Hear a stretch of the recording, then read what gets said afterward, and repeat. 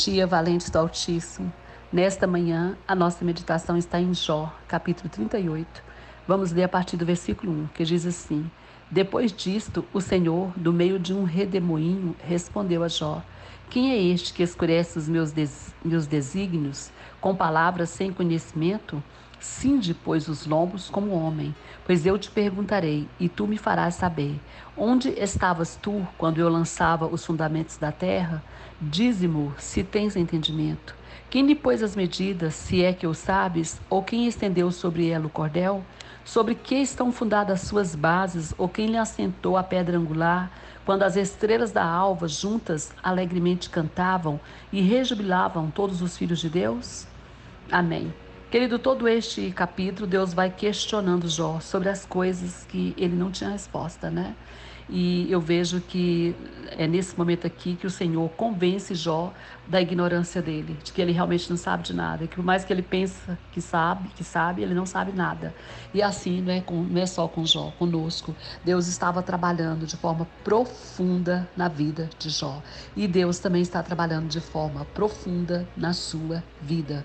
Então é importante que você entenda como Jó entendeu. Jó vinha até aqui questionando, perguntando, com toda a razão, né? Porque Jó tinha perdido tudo, perdido os filhos, perdido os animais, perdido tudo, né, querida? A saúde. E ele não estava entendendo. Ele perguntava por quê? Eu só quero entender o que foi que eu fiz. E Deus não respondia. Deus ficava em silêncio. E os seus amigos lhe acusavam. As pessoas achavam que ele tinha feito um pecado terrível, né, para estar passando por aquilo.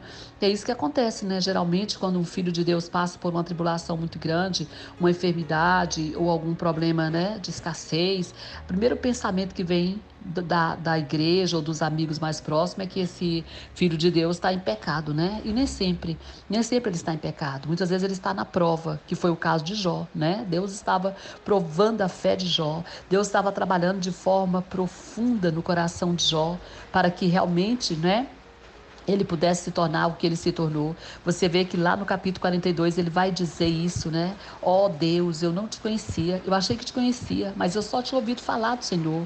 Agora os meus olhos te veem. Então é isso que Deus quer, uma profundidade da nossa fé, do nosso entendimento, da nossa maturidade. E Deus estava trabalhando na vida de Jó. Mas Jó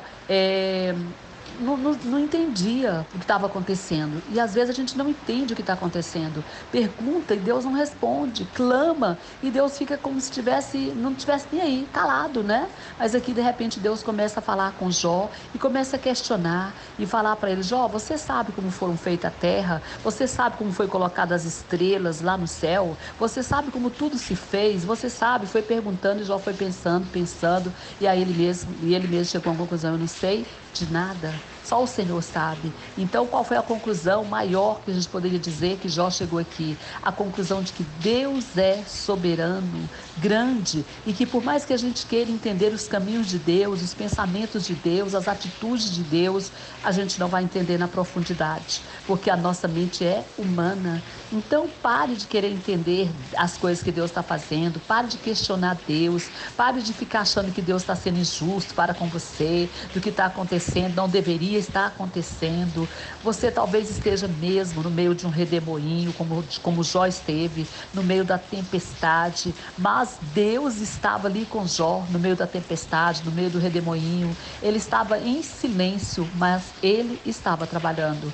Ele está em silêncio na sua vida, mas pode ter certeza que ele está trabalhando na sua vida. E você vai sair dessa experiência muito mais maduro, muito mais cheio do Espírito Santo de Deus, muito mais convencido do quanto Deus é soberano, muito mais aprovado na sua fé, pode ter certeza. Portanto, só confie, porque Deus está calado, Deus está em silêncio, mas está trabalhando, e no meio do redemoinho ele se apresenta e se apresentará a você como se apresentou para Jó. Amém? Que Deus te abençoe, que Deus abençoe sua casa, sua família e todos os seus. Pastora Vênia, Goiânia, Goiás.